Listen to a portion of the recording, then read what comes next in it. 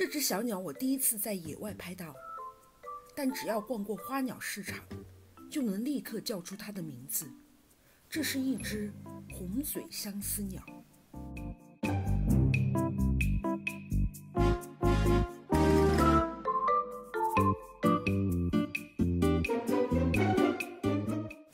红嘴相思鸟有鲜红色的喙，红黄相配的一般，喉部是鲜亮的明黄。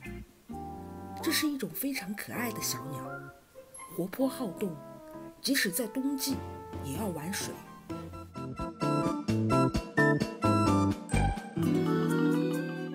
鸟类的维脂腺分泌物是极好的防水层，它们通常集群活动，满眼的小红嘴，让人想到了红豆，这或许是它们被称作相思鸟的缘故吧。人们喜欢把相思鸟关在笼中，但你看，大自然才是它们的归属，肆意玩水，尽情撒欢。现在，野生红嘴相思鸟已是国家2级保护动物，它们有悦耳的歌声。